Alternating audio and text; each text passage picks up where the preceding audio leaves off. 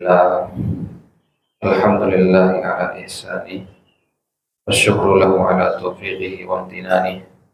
Asyhadu an la ilaha illallah wahdahu la syarika lah ta'ziman li sya'ni wa asyhadu anna Muhammadan abdullahi wa rasuluhu ad-da'i ila ridwani. Allahumma shalli wa sallim ala Muhammadin wa ala alihi wa ashabihi wa ikhwani. Amma ba'd. Wallahu ya muallima Ibrahim alimna wa ya mufahima Sulaiman fahimna wa ya mu'tiya Luqman al-hikmata atina al-hikmata wa fasl khitab. Allahumma anfa'na bima 'allamtana wanfa'na bima 'allamtana wa zidna ilman ya rabbal alamin. Baik, ikhwani fid din rahimani wa rahimakumullah. Bapak-bapak jemaah salat subuh Masjid Baitur Rahman rahimakumullah jami'an.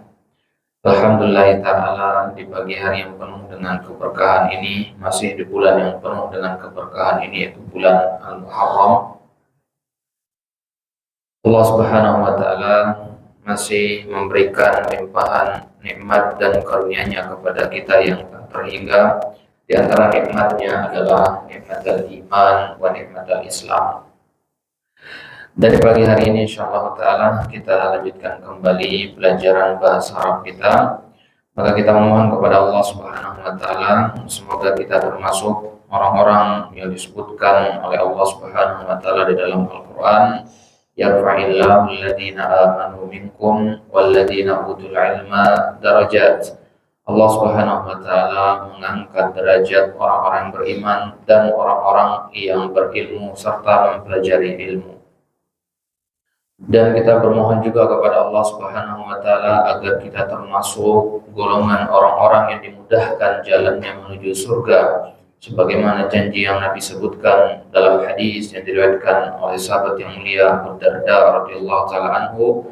Nabi mengatakan, man salaka tariqan yaltamisu fihi ilman sahhalallahu lahu bihi tariqan ilal jannah.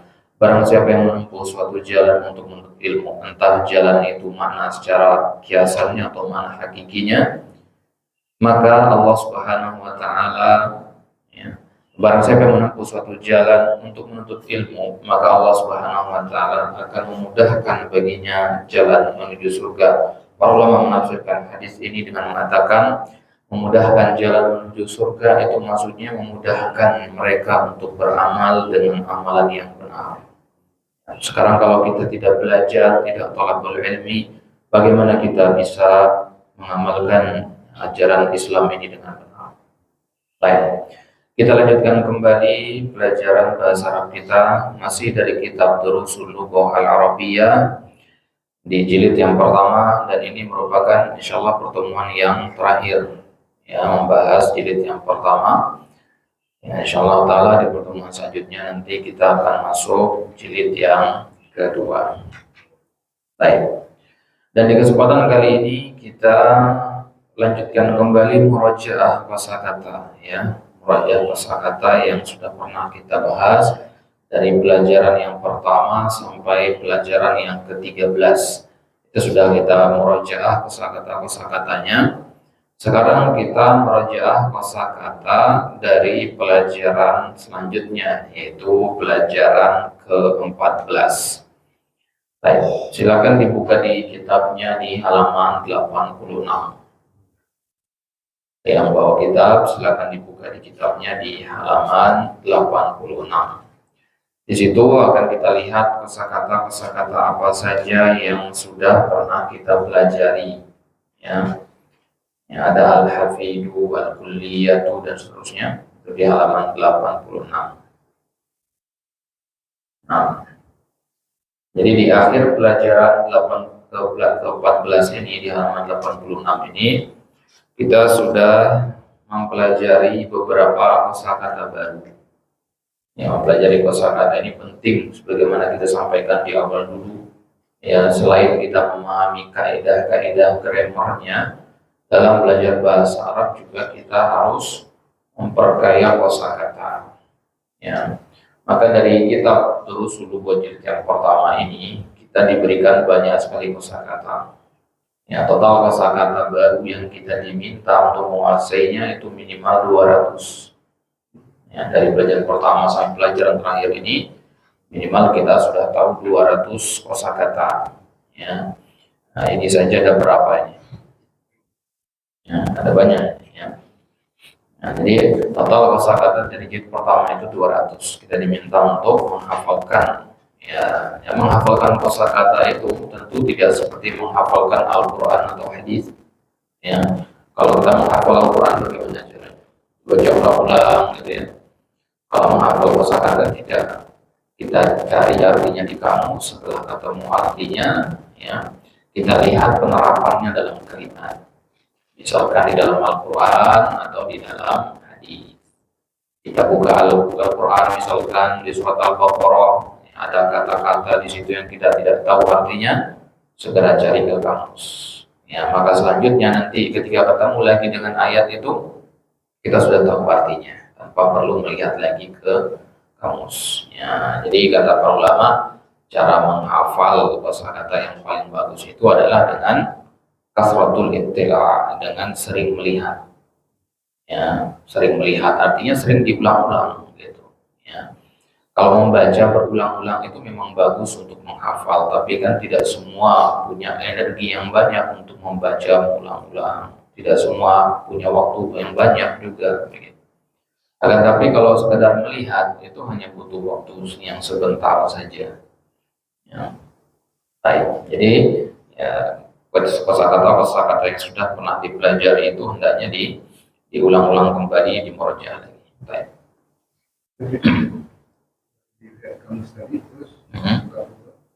Setelah kita melihat ke kamus, ya, langkah pertamanya itu kita buka Al-Quran dulu atau hadis, ya, kita baca sampai ketemu kata yang asing. Gitu.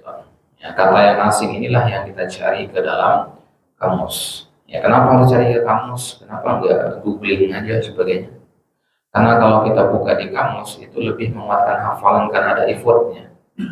Ada effortnya, ada usaha untuk membuka kamus. Nah, itu akan lebih kuat nempel di hafalan kita.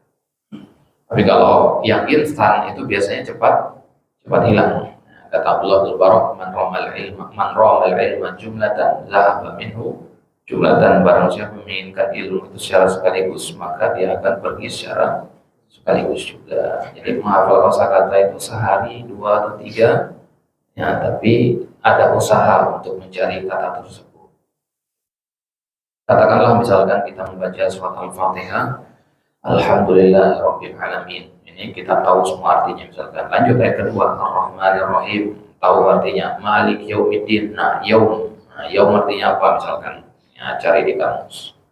Ya, setelah ketemu yaum artinya hari. Ya, yaum itu ternyata artinya adalah hari. Nah, ulang lagi baca dari ayat pertama sambil diartikan dalam hati. Ya, Alhamdulillahirabbil alamin, Ar-Rahmanir Rahim, Malik Yaumiddin artinya raja hari pembalasan. Kalau sudah tahu artinya berarti dikatakan sudah hafal tanpa perlu ke kamus. Besoknya lakukan itu lagi. Ya, baca surat Al-Fatihah lagi, kemudian coba artikan lagi. Kalau masih ingat, ya, maka ya, dimurajaah lagi. Kalau masih lupa misalkan ya, kemarin artinya apa begitu, buka kamus lagi. Begitu. Ya, 2 atau 3 kali buka insya Allah akan menempel. Begitu. Ya, intinya jangan banyak-banyak hafal kosakata. Ya. Nah, jadi langkah pertama itu kita cari kata yang asing, langkah yang kedua kita buka kamus, langkah yang ketiga kita sering ya, ulang-ulang.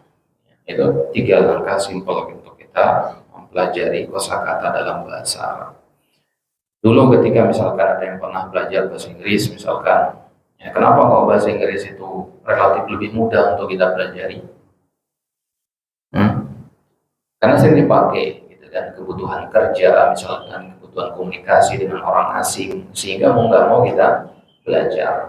Nah, jadikan itu motivasi yang sama untuk mempelajari bahasa Arab. Bahasa Arab ini kan minimal 5 kali sehari kita dengarkan atau kita pakai dalam sholat, dalam azan, dan sebagainya. Nah, maka kalau kita katakan tentu bahasa Arab justru yang lebih sering kita pakai daripada bahasa Inggris. Baik. Jadi kita mulai kosakata dari pelajaran yang ke-14 di halaman 86. Yang pertama ada kata al-hafid. Ya, ada kata al-hafid. Sudah ketemu ya? Nah, ada al-hafid. Al-hafid itu artinya cucu. Ya. Al-hafid itu artinya cucu. Ya, anak dari anak kita.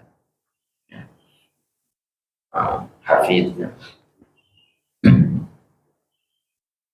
Nah, jadi kalau dikatakan hafidul rasul, ya, cucunya rasul. Nah, hafid ini, ya, kalau di kitab dikatakan cucu secara umum dari anak laki-laki maupun anak perempuan. Sebenarnya ada bedanya, karena di kitab dasar yang jadi disamaratakan aja. Sebenarnya ada bedanya. Ya. Al-hafid itu hanya untuk cucu dari anak laki-laki. Ya, dari anak laki-laki.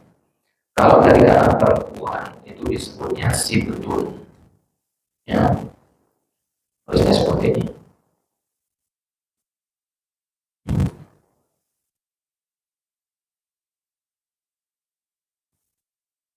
Sibtun. Nah,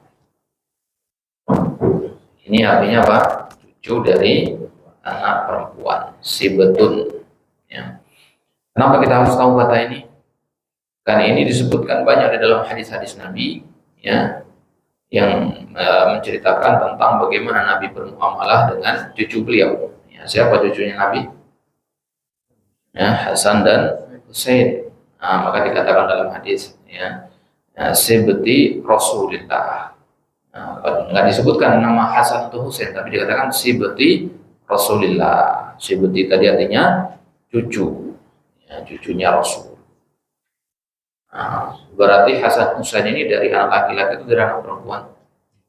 Anak perempuan siapa itu? Fatimah radhiyallahu anha.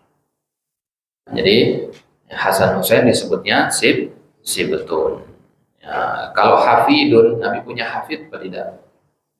Ya, Nabi punya hafid apa tidak? Tidak punya, karena tidak ada anak laki-laki beliau yang terus hidup. Ya.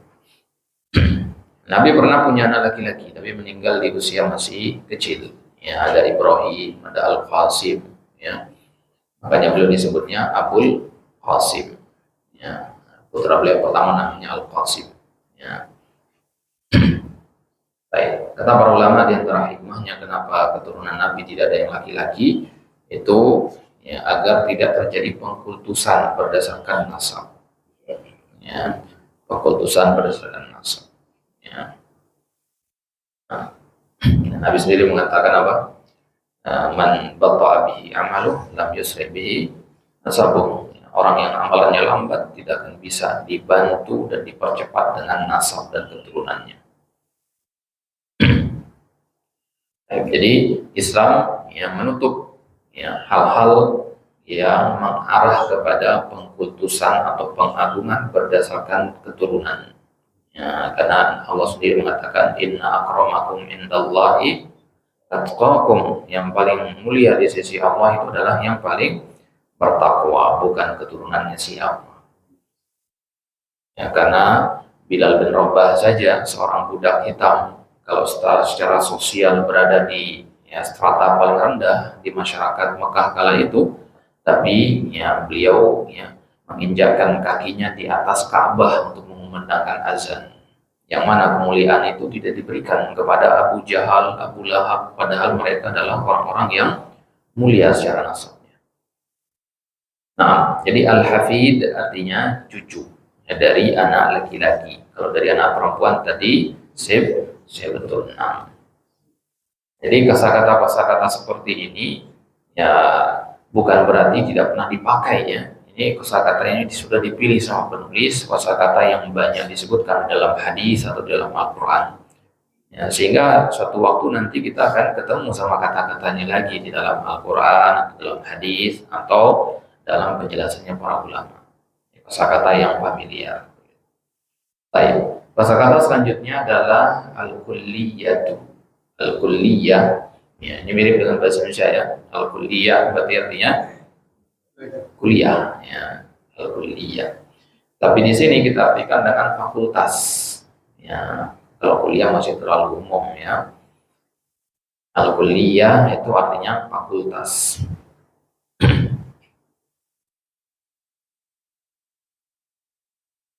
Jadi kalau misalkan ada seorang ustadz lulusan Timur Tengah misalkan, nah, kita tanya dia, ya, dulu kuliah ambil apa, gitu, jurusan apa, maka kita katakan ma kuliah tuka, ya, kuliah, ya, kuliah apa ngambil dulu. Gitu.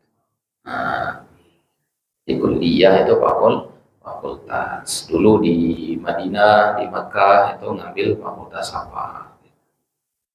Nah, apa saja fakultas-fakultas yang ada di situ disebutkan ya.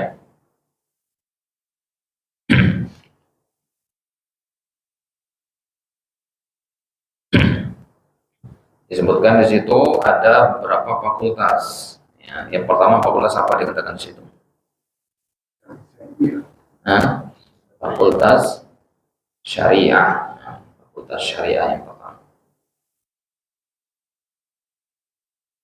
Jadi kuliah itu di sini ada 4 fakultas. Yang pertama fakultas syariah. Fakultas syariah ini fakultas paling umum ya. Para asatidzah kita rata-rata lulusan fakultas syariah. Ya, entah di Universitas Islam Madinah atau di universitas lainnya, di Al Azhar misalkan, ya, di Yaman, ya. Nah, itu rata-rata ya, para asatidzah kita lulusan fakultas syariah. Fakultas syariah itu adalah fakultas yang diajarkan di dalamnya ilmu-ilmu syariat. Ya, jadi semua ilmu syariat ada diajarkan di situ, mulai dari ilmu bahasa dulu. Ilmu bahasa selama 2 tahun, baru kemudian ilmu syariat selama 4 tahun. Ya. Nah, jadi fikih, ya, hadis, tafsir, dan seterusnya, itu semua dipelajari di fakultas syariah selama 4 tahun. Kemudian ada kulliyatut tijarah, ya. Kulliyatut tijarah ini artinya fakultas dagang, ya, fakultas perdagangan. Kulliyatu at-tijarah, ya, fakultas dagang, bukan bisnis ya, kalau bisnis beda lagi. Kulliyatut tijarah ini fakultas perdagangan secara umum, ya, yang gelarnya BSc itu ya, S1-nya. Kulliyatu at-tijarah, fakultas perdagangan. Jadi masuk di dalamnya manajemen bisnis kayak begitu ya. Nah, perdagangan internasional gitu. Nah, kemudian fakultas apa lagi di situ? Kulliyatu at-tibbi. Ya, kulliyatu tibbi itu artinya fakultas kedokteran. Fakultas kedokteran. Kulliyatu at-tibbi.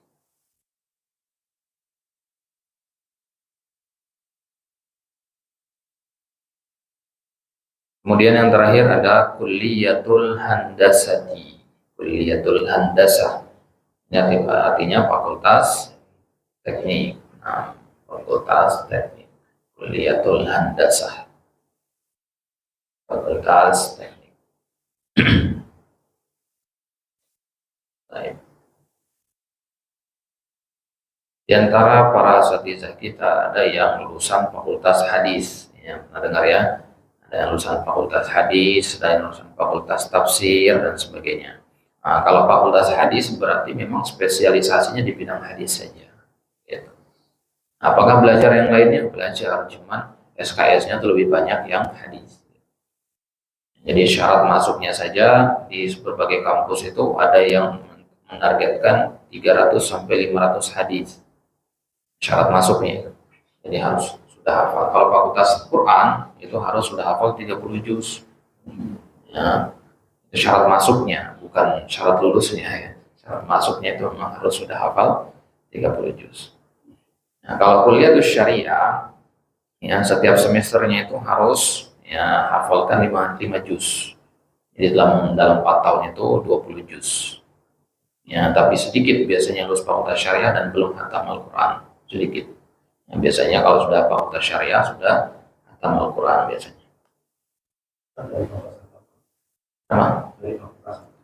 Kita dulu fakultas syariah juga. Fakultas syariah di Libya, karena memang di Libya cuma ada 3 fakultas. Di zaman anak cuma ada 2. Ya.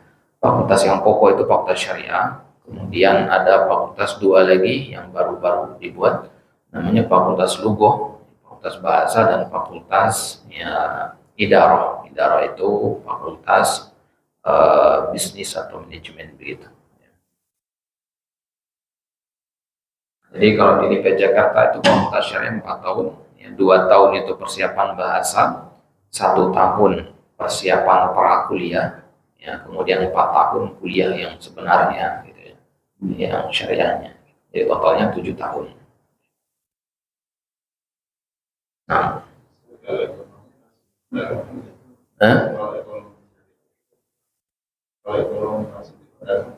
kalau ekonomi syariah tadi idarah, fakultas idari atau idariyah. Baik.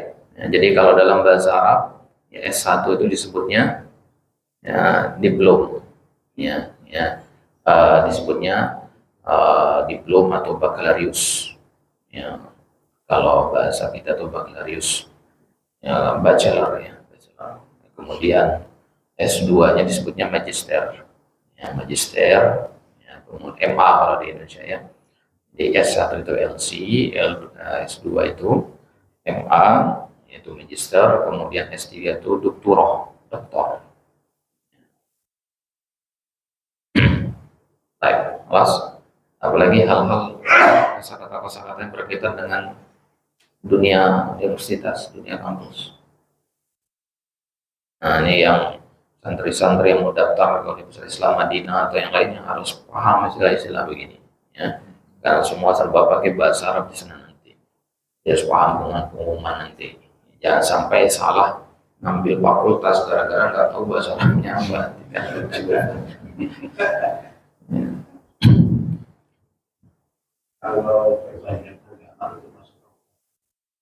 Fakultas syariah, Pak.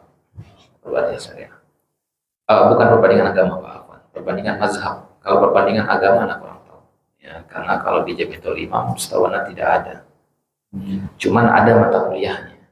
Ya, ada mata kuliahnya, Fiqhul Madzahib namanya. Ya, Fiqhul Madzahib wal Adyan al-Mu'asirah. Ya, ada pelajaran yang mempelajari perbandingan agama dan kelompok-kelompok yang sesat. Ini firqah-firqah seperti Mu'tazilah, Jahmiyah itu dipelajari, ada mata kuliahnya. Tapi jurusan tersendiri anak kurang tahu sampai sekarang kayaknya belum ada. Nah, kalau di Libya sendiri itu konsentrasinya meskipun namanya fakultas syariah, tapi yang diajarkan di situ perbandingan mazhab. Nah, sehari-hari itu yang paling banyak itu fikih. Nah, fikih itu, ya.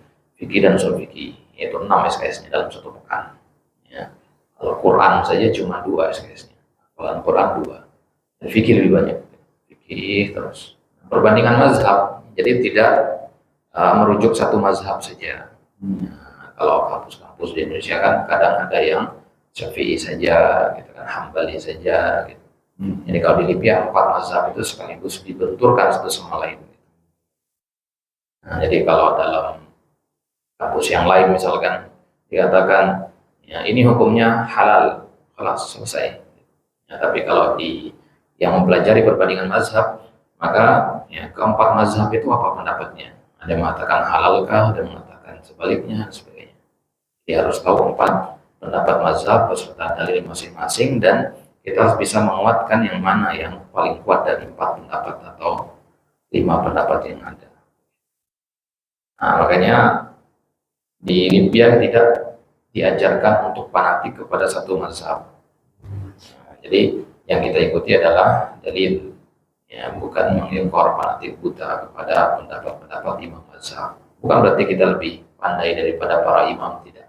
Hanya saja ya, dari 4 mazhab itu kita harus komparasikan, kita memilih yang mana yang lebih dekat dengan Al-Quran dan Sunnah berdasarkan ilmu yang kita punya, berdasarkan usul fikihnya dan sebagainya.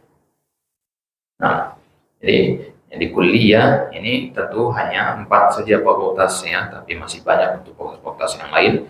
Ini 4 fakultas yang sudah kita pelajari di kitab Ushul Lughah ini. Ya. Baik. Kemudian setelah al-kulliyah ada kata al-akhu di situ. Ya, al-akhu jamaknya di situ apa? Ikhwah atau ikhwan.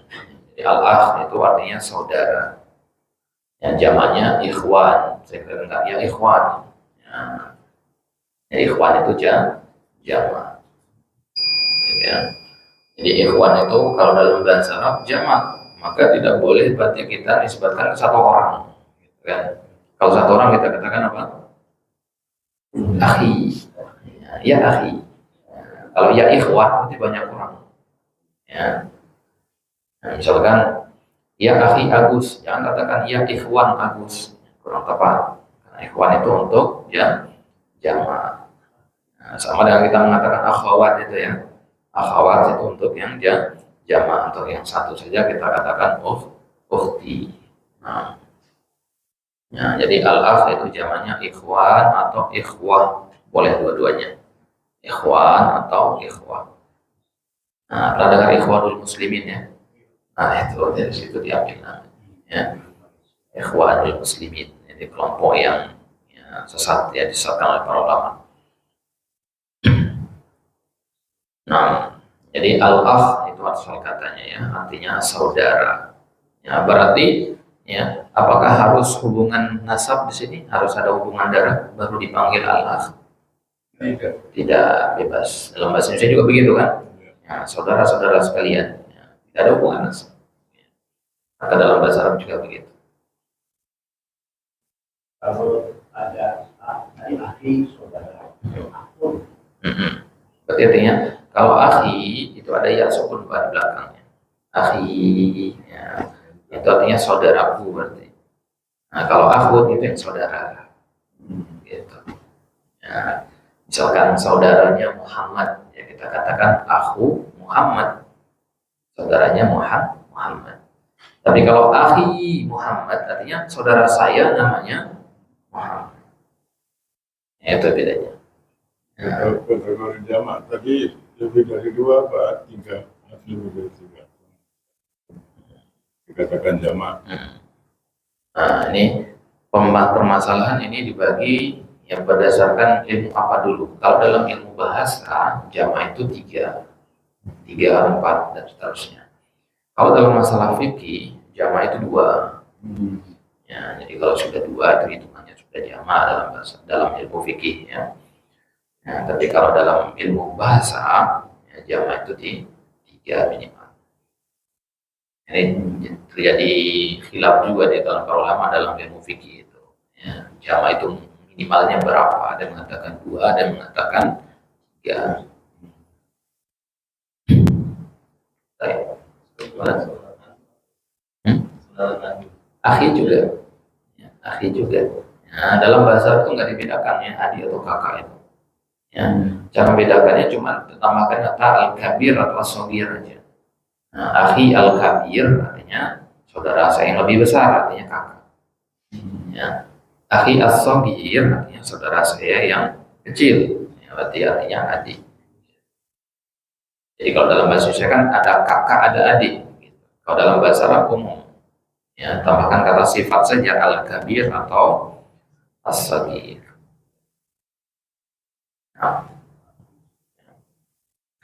Nah, kalau saudara kandung, ya, selain kata akhi, boleh juga kita gunakan kata syaqiq. Ya, ada kata syaqiq juga. Ya, dalam fikih atau fikih warisan yang temukan kata syaqiq. Syaqiq artinya saudara kandung. Nah, kata selanjutnya ada kata nasraniyun. Ya. Apa arti kata nasraniyun? Agama Nasrani atau orang Nasrani? Orang Nasrani. Ya, Nasrani. Kenapa? Apa? Itu di bawah nanti. Di bawah nanti. Nanti dia bahas di bawah. Nasraniyun itu artinya orang Nasrani. Ya, Nasraniun itu orang Nasrani. Nah, jadi kalau ada ya di belakangnya, kemudian dia bertasydid ya itu, maka artinya orang yang, gitu ya. Nah, misalkan kata sunnah, ya, orang yang memegang sunnah namanya sunniyun, ya, dikatakan sunniyun. Ya. Orang yang memegang ajarannya Syiah disebutnya Syi'iyun, ya Syi'i.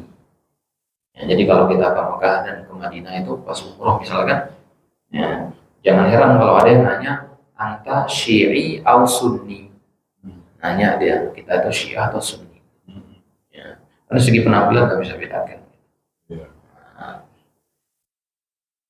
Jadi Nasraniun artinya orang-orang Nasrani.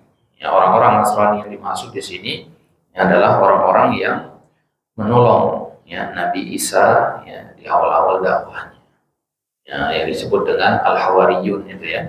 Al-Hawariyun itu adalah ya 12 sahabatnya atau temannya Nabi Isa yang membantu beliau dalam dakwahnya. Nah, makanya dikatakan Nasoro. Nasoro itu artinya dalam bahasa Arab menolong artinya. Maka Nasraniun artinya orang yang menolong sebenarnya. Ya, menolong Nabi Isa kala itu ketika dikejar-kejar sama orang Romawi. Ya. Nah, jadi 12 orang ini Hawariyun ini yang berjanji bersumpah setia di hadapan Nabi Isa untuk membela Nabi Isa. Maka ketika Nabi Isa ya disalib ya waktu itu kemudian 12 orang inilah yang melanjutkan ajarannya. Kala itu masih murni, ya, masih di atas tauhid. Ya, kemudian ajaran itu terhapus dengan diutusnya Nabi kita Sallallahu Alaihi Wasallam. Ya. Ketika Nabi Sallallahu Alaihi Wasallam melihat Umar memegang lembaran Injil, ya, beberapa lembar dari Injil yang masih murni tentunya kan di zaman itu ya. Maka kata Nabi, ya, buat apa? Ya, buang katanya. Kemudian Nabi mengatakan, laukana Isa hayyan, ya, kalau seandainya Nabi Isa masih hidup, ya lama wasiatmu illa tibai, maka tidak ada celah lagi kecuali dia pasti akan mengikut kepadaku. Nah, jadi Nabi Isa nanti di antara tanda di kiamat bahwasanya beliau akan turun nanti kan. Nah, itu kita yakini. Maka para ulama mengatakan turunnya Nabi Isa nanti itu akan membawa syariatnya Nabi Muhammad SAW. Bukan syariatnya beliau, tidak. Ya, syariatnya Nabi Muhammad SAW. Ya, karena syariat Nabi kita SAW adalah penutup, syariat penutup. Baik, maka Nasraniun ini orang-orang Nasara. Ya. Nanti insya Allah kita akan lihat penafsiran orang-orang Nasrani, ya, siapa mereka itu di dalam tafsir surat Al-Fatihah insya Allah di akhir surat Al-Fatihah itu. Ghairil maghdubi alaihim waladhdallin. Baik, kemudian ada kata Al-Mahkamah. Ya, Al-Mahkamah ini sudah jadi bahasa Indonesia ya. Mahkamah, apa arti mahkamah? Ya, pengadilan. Ya, mahkamah artinya pengadilan. Diambil dari kata hakim. Hakim itu hakim ya, yang memutuskan perkara di pengadilan.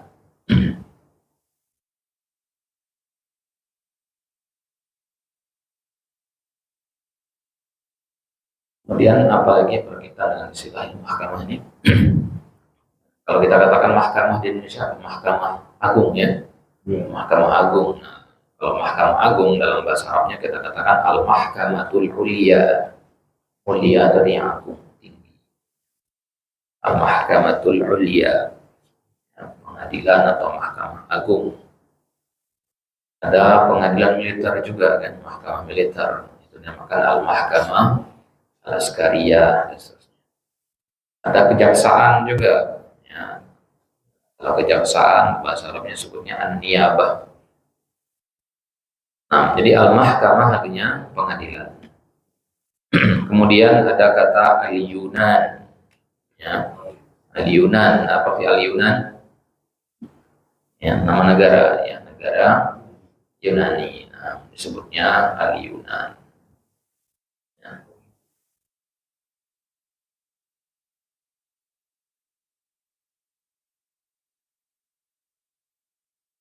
Jadi penyebaran ilmu filsafat, ilmu kalam, ilmu retorika itu berawal dari Yunani. Ya, awal mula generasi Islam banyak mempelajari filsafat sehingga banyak yang tersesat itu adalah ketika ya, kitab-kitab orang Yunani itu diterjemahkan ke dalam bahasa Arab. Ya, diterjemahkan dalam bahasa Arab, kemudian disebarkan di Jazirah Arab sehingga muncullah generasi-generasi yang mempelajari ilmu filsafat. Awalnya di zaman para sahabat, ya, itu nggak ada yang belajar filsafat. Ya, orang-orang Yunani itu tidak diterima di Jazirah Arab kala itu. Ya, tapi dengan berkembangnya zaman seterusnya, ya, Islam mulai melemah. Disitulah kemudian pengaruh dari luar itu masuk. Dengan diterjemahkannya buku-buku berbahasa Yunani, buku-bukunya Aristoteles itu ya, Socrates, ya. Sehingga pemuda-pemuda kaum muslimin lebih banyak mempelajari buku-buku itu daripada mempelajari Al-Quran dan Sunnah. Itu awal mula kehancuran Daulah Utsmaniyah itu di situ. Ya, ketika para pemudanya lebih suka belajar filsafat, sehingga masjid-masjid kosong. Ya. Mereka lebih suka berdebat di kafe-kafe, ya, mempelajari filsafat. Jadi Imam Ghazali juga. Imam Ghazali sendiri adalah seorang punggawa dalam masalah ilmu kalam, ya, seorang ahli ilmu kalam. Ya. Ya, Imam Al-Ghazali rahimahullah, ya, beliau ulama bermadzhab Syafi'i. Beliau memang pakar dalam bidang tersebut, ya, tapi masih dalam koridor yang dibenarkan syariat. Sebenarnya ilmu kalam atau filsafat itu juga dibutuhkan, tapi kadarnya. Nah, yang tidak diperbolehkan itu adalah mendalaminya sehingga menjadikan filsafat itu nomor satu, Al-Quran dan Sunnah nomor dua. Yang mengedepankan akal kan intinya ya. Bahkan Imam Fakhruddin Ar-Razi rahimahullah beliau mengatakan 40 tahun saya belajar filsafat ilmu kalam ini. Ya, pusing katanya, nggak ada ujungnya. 40 tahun belajar nggak kenyang-kenyang kata beliau. Nah, tapi ketika beliau hijrah, beliau bertobat dari mempelajari ilmu kalam, ya, beliau belajar ilmu hadis hanya dalam waktu 10 tahun saja, ya, dibandingkan dengan 40 tahun. 10 tahun beliau mempelajari itu, ya, beliau merasa lebih banyak manfaatnya bagi manusia dari mempelajari ilmu kalam. Kata-kata Imam Syafi'i, orang belajar ilmu kalam itu, ya, di antaranya orang sufi itu, ya, paginya dia pintar, akalnya normal, ya, sorenya dia sudah gila, ya, cepat sekali berulang kali gitu. Jadi mempelajari ilmu kalam itu para ulama mengharamkannya. Kenapa? Karena lebih banyak mudaratnya. Dalam Islam sendiri ada namanya ilmu usul fikih. Usul fikih ini dibutuhkan juga di dalamnya ilmu kalam, ilmu mantiq, ya. Diajarkan juga di Jamiatul Imam, diajarkan ilmu mantiq itu. Ada fakultas, ada pelajarannya yang namanya ilmu mantiq. Ya. Tapi kadar yang dipelajari di situ tentu ya kadar yang dibutuhkan saja. Karena kita nggak bisa lepas dari ilmu kalam itu sebenarnya. Karena dia ilmu cara berpikir, ya kan. Ya, agar logis pikiran sesuai dengan aturan ilmiahnya. Nah, maka yang dicela oleh Islam itu adalah filsafat yang tidak berdasarkan Al-Quran dan Sunnah, selalu mengedepankan akal, dan ini merupakan pokok pikirannya Asy'ariyah. Orang-orang Asy'ari itu kan mengatakan ya, akal itu dikedepankan daripada nakal. Kalau ada pertentangan antara akal dengan Al-Quran dan Sunnah, yang mereka kedepankan apa? Akal. Nah, ini kan berbahaya sekali. Sekarang pertanyaannya, akal siapa yang mau dipakai? Jadi Al-Quran dan Sunnah itu yang menjadi patokan kita, bukan sebaliknya, malah akal yang dijadikan patokan. Akal itu harus berkhidmat kepada Al-Quran dan Sunnah. Ya Ustaz, ada beberapa perguruan tinggi di Indonesia ada katanya fakultas usaha. Kalau di lembaga pendidikan semacam itu ya, perguruan tinggi ilmu agama, ada fakultas usaha pendidikan, dominan akal. Baik, kalau di Libya Jakarta sendiri tidak ada. Cuman mata kuliahnya ada. Ya, mata kuliahnya ada ya, dalam balutan ilmu usul fikih. Ya. Jadi namanya ilmu usul fikih, tapi di dalamnya kental aroma ilmu kalam di situ. Ya, tapi yang mengajarkan itu harus memang yang akidahnya lurus. Nah, jadi yang menyebabkan belajar ilmu filsafat itu berbahaya adalah yang mengajarkannya. Niatnya apa dari belajar itu? Ya, yang belajar ya, itu niatnya apa? Yang mengajarkan ya juga niatnya apa? Gitu. Ya, kalau di Jakarta di Jamiatul Imam itu tentu yang mengajarkan adalah ulama-ulama Ahlus Sunnah wal Jamaah. Gitu. Yang tujuan mempelajari itu adalah untuk memahami Al-Quran dan Sunnah. Jadi intinya ilmu kalam itu adalah ilmu alat, bukan ilmu tujuan. Kalau itu jadikan ilmu tujuan ini keliru. Itu ilmu alat saja, hanya alat bantu untuk memahami Al-Quran dan Sunnah, bukan sebaliknya. Bukan malah Al-Quran dan Sunnah itu harus tunduk kepada ilmu kalam, tidak. Nah, jadi kita di Libya, ya, kitab rujukan utama dalam usul fikih itu namanya kitab Raddun Nadhir. Ya, kitab Raddun Nadhir ini di bab awalnya itu ada mukaddimah tentang ilmu kalam. Nah, sebagian dosen ada yang mengajarkan mukaddimah itu, sebagian dosen tidak mengajarkannya, dilompat bab itu. Nah, ketika kita pernah tanya kepada dosen yang melompat pembahasan itu, kenapa nggak diajarkan? Ya, kalian masih terlalu muda katanya untuk belajar ini. Katanya. Ya, kalian masih terlalu muda karena ada lebih banyak lagi ilmu yang lebih penting untuk dipelajari daripada mempelajari ini. Penting ini penting, tapi yang lebih penting banyak. Baik.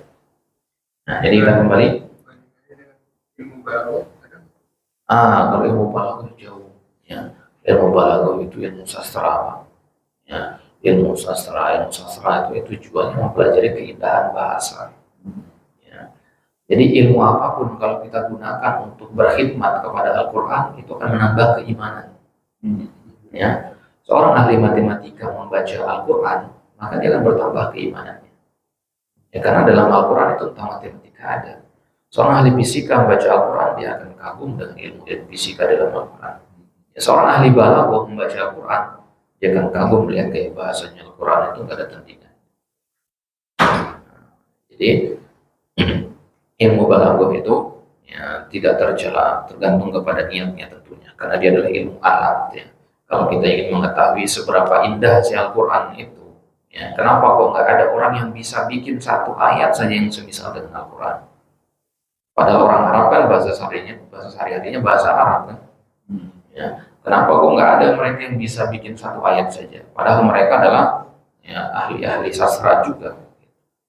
Bahkan puncaknya sastra itu di zamannya Nabi Muhammad. Ya, puncaknya sastra Arab itu. Di situ Al-Quran itu turun ketika sastra itu sedang berada di puncaknya. Tapi meskipun sastra mereka berada di puncak, tidak ada yang bisa menandingi sastranya Al-Quran. Jadi mukjizatnya Nabi SAW yang terbesar itu adalah diturunkannya Al-Quran ini. Maka disebutnya mukjizat. Mukjizat artinya sesuatu yang tidak mungkin bisa dilakukan oleh manusia.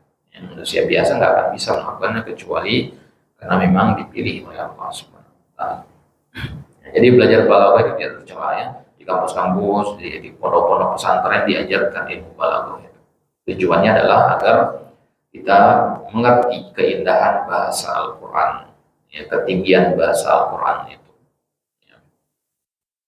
Ya, jadi saking tingginya bahasa Al-Quran sampai musuh-musuh Islam, ya, di zamannya Nabi saja mereka ya, siang harinya mereka memusuhi Nabi, ya, malam harinya mereka diam-diam, ya, menyimak bacaan Nabi pas sholat malam. Kenapa? Senang mendengar bacaan Al-Quran. Senang mereka mendengarkan bacaan Al-Quran.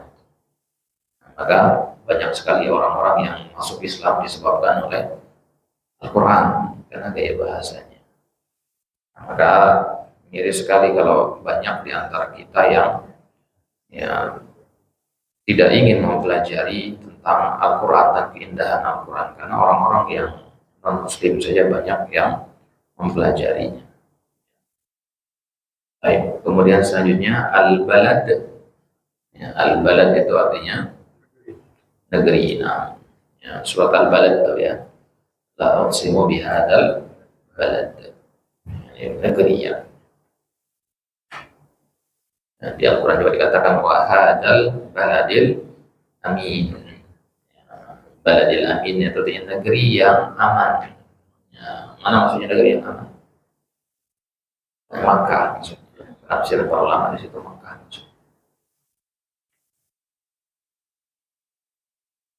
Nah, balad itu jamaknya apa di situ di kita? Nabi bilad. Ya, jadi boleh balad, boleh bilad. Jadi kalau nanti kita umroh kemudian nanya min ayyi balad, nah, min ayyi balad artinya dari negeri mana, negara mana. Makanya orang kalau umroh atau haji itu biasanya dikasih ini name tag atau pita bendera merah putih itu ya. Nah, jadi untuk membedakan ini jamaah Indonesia atau dari. Jadi kalau ada yang tersesat misalkan, maka petugas akan bertanya min ayyi balad. Ya, dari negara mana?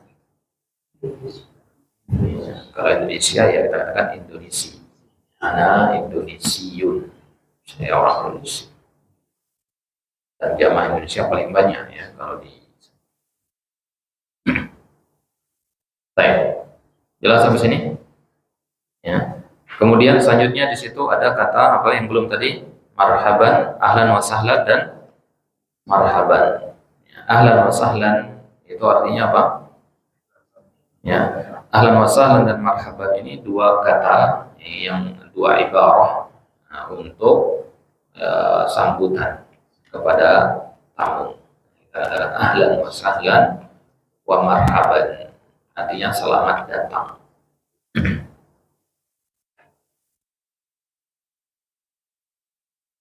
Jadi nanti kalau kita ke rumah orang kemudian biasanya kan ada keset itu tulisan welcome itu ya, keset dengan rumah orang biasanya ada tulisan welcome ya.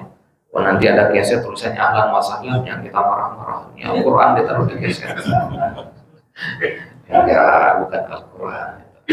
Di rumahnya Abu Jahal aja kalau masih hidup juga ada ahlan wa sahlan. Ya, kan ahlan wa sahlan artinya ya welcome itu artinya sama gitu. Ya, selamat datang. Jadi orang Arab itu ya di zaman jahiliyah itu terkenal dengan sifat dermawan mereka, menghormati tamu. Gitu. Nah, disebutkan dalam banyak kitab. Ya, orang Arab sebelum Islam itu datang, ada seorang misalkan dia hanya punya seekor kambing, tidak ada makanan apapun di rumahnya. Ya. Nah, maka ketika tamu datang, meskipun itu adalah orang yang tidak dikenal, dia akan sembelih kambing itu ya, untuk tamu itu. Jadi meninggalkan tamu tanpa makanan atau tidak melayani dengan sebaik-baiknya itu aib bagi mereka. Ya meskipun dia benci sama orang itu. Ya. Makanya orang Arab itu punya kebiasaan kalau kita misalkan tiba-tiba datang ke rumah satu orang Arab, ya, kita nggak kenal sebelumnya, tiba-tiba kelonyong aja masuk gitu. Kita akan dilayani makan minum selama 3 hari tanpa ditanya alasannya ngapain ke sini. Nggak ditanya 3 hari dulu. Kalau udah 3 hari baru ditanya ada perlu apa. Kalau kita bagaimana? Ya, baru ketok pintu sudah tanya, ngapain gitu? Ya. Kalau orang Arab dijamu dulu 3 hari 3 malam, dikasih makanan, dikasih tempat tinggal dan sebagainya, dilayani. Itu adat mereka. Ya. Jadi mau dia Muslim maupun tidak seperti itu adatnya. Ya, maka ketika Islam itu datang, adat-adat yang baik seperti itu dipelihara, ya, ya diteruskan begitu. Ya. Nah. Baik, jelas ada pertanyaan lagi? Jadi ahlan wa sahlan dan marhaban artinya selamat datang. Ahlan wa sahlan, ahlan itu artinya keluarga, sahlan artinya mudah, maksudnya keluarga dan mudah. Artinya ya, ahlan wa sahlan artinya ketika engkau datang ke rumahku, engkau menjadi ahlan, menjadi keluargaku. Jadi apa yang dimakan oleh keluargaku itu juga yang dimakan olehmu. Sahlan artinya mudah, artinya segala urusanmu akan menjadi mudah. Jadi ahlan wa sahlan ya, secara harfiahnya selamat datang engkau sekarang menjadi bagian dari keluargaku dan urusanmu akan saya permudah. Mana sebenarnya dari ahlan wa sahlan ini. Ya. Nah, kemudian marhaban itu juga artinya selamat datang, kalimat tarhib. Jadi dalam Islam boleh atau tidak mengucapkan kalimat ahlan wa sahlan dan marhaban? Boleh saja, karena ini bagian dari adat. Ya, tidak ada aturan dalam Islam melarang ya ucapan kalimat ahlan wa sahlan. Hanya saja tetap yang lebih kita utamakan sebagai orang yang bertamu adalah mengawali dengan salam tentunya. Assalamualaikum. Nah. Bolehkah salam selain pertemanan seperti yang sekarang ini kan saya pakai bahasa Ibrani karena ini kan bahasa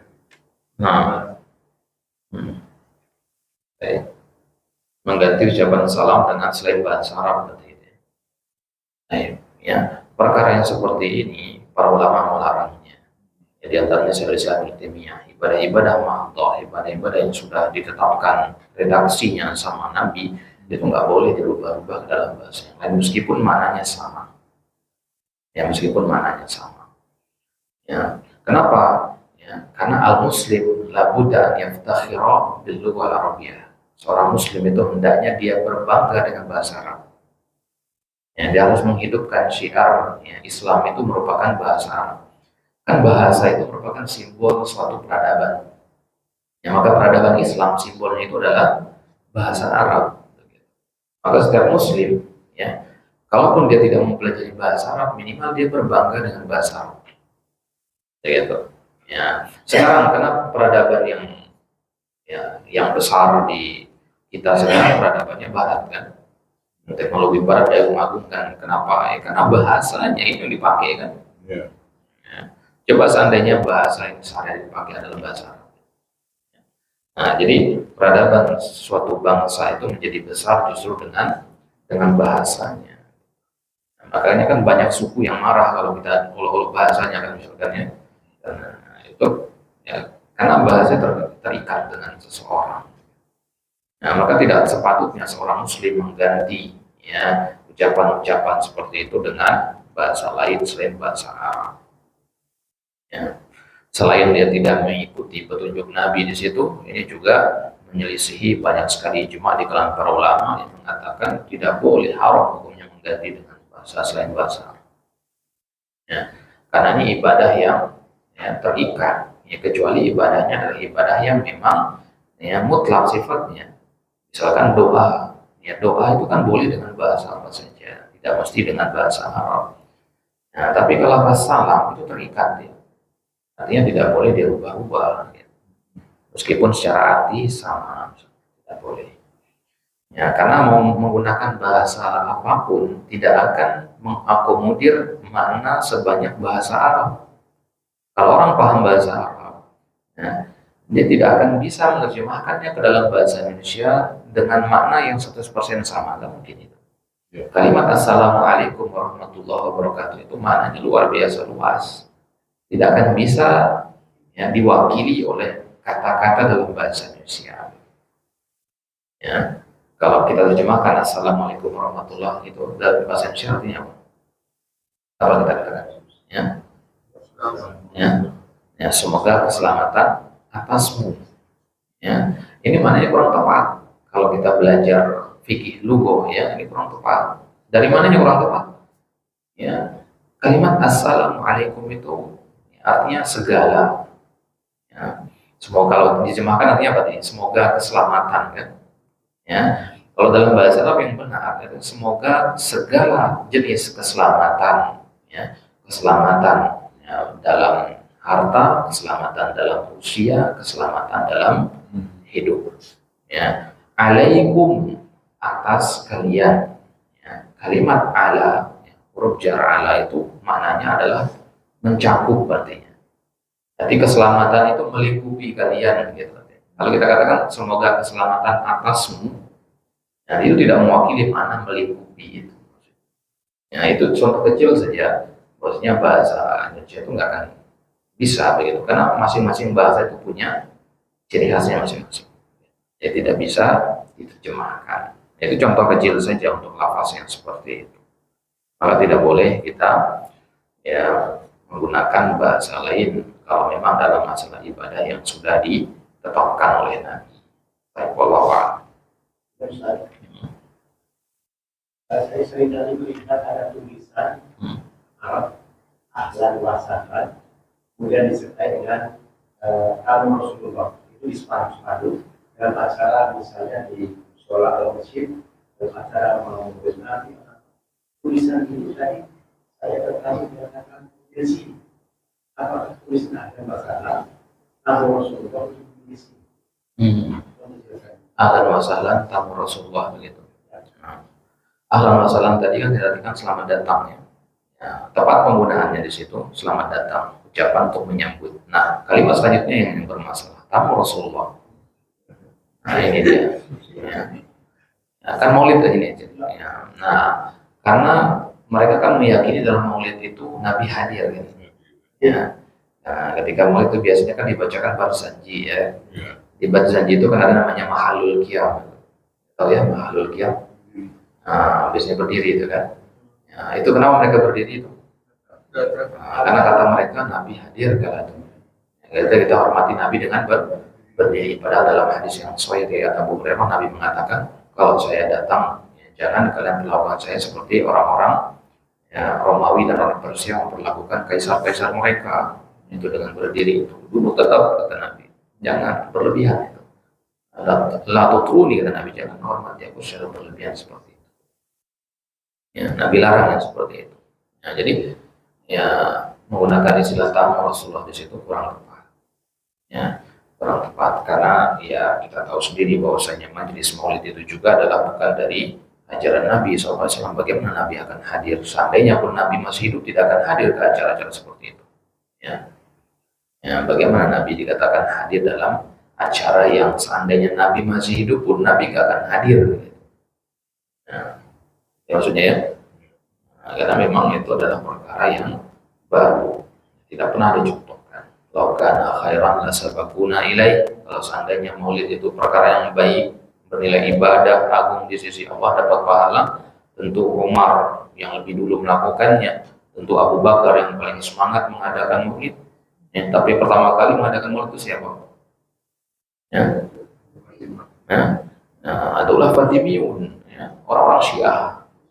Orang-orang Syiah Qaramituh dulu pertama kali mengadakan maulid.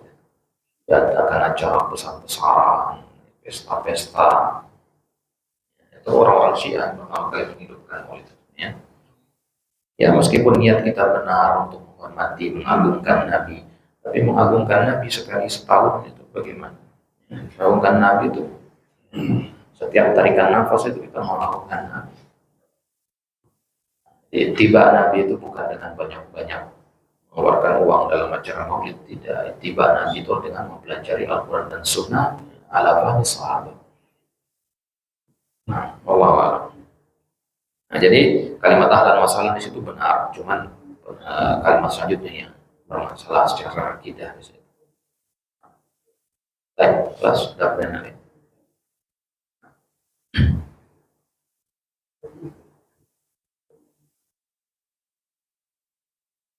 Baik. Sebenarnya kita ingin lanjutkan lagi ini untuk lanjutkan penafsiran surat Al-Fatihah kemarin. Masih ada waktu? Udah habis ya? Udah habis ya? Baik, berarti insya Allah pertemuan selanjutnya ya kita ambil surat Al-Fatihah saja sebagai penutup berarti ya. Sebagai penutup dari jilid yang pertama ini kita akan mempelajari insya Allah penafsiran dari surat Al-Fatihah ayat yang pertama sampai ayat yang ketujuh. Apa saja ya, faedah-faedah secara bahasa yang bisa kita ambil dari surat Al-Fatihah, mana-mananya yang berdasarkan penafsiran yang sahih dari para ulama ahli tafsir. Insyaallah taala akan kita coba kupas di pertemuan selanjutnya. Ya, kalau Allah mudahkan, insyaallah nanti kita akan lanjutkan dengan tafsir dari surat-surat pendek yang lain yang sudah hafal tentunya, misalkan surat Al-Ikhlas, Al-Falaq, atau An-Nas. Ya, semoga Allah Subhanahu wa taala memudahkan urusan kita dalam mempelajari agamanya. Allah taala alam wa sallallahu ala nabiyina Muhammadin wa ala alihi wa sahbihi wasallam wa akhiru da'wana alhamdulillahirabbil alamin. Kita tutup dengan doa kafaratul majlis. Subhanallah wa bihamdika asyhadu an la ilaha illa anta astaghfiruka wa atubu ilaik. Wassalamualaikum warahmatullahi wabarakatuh.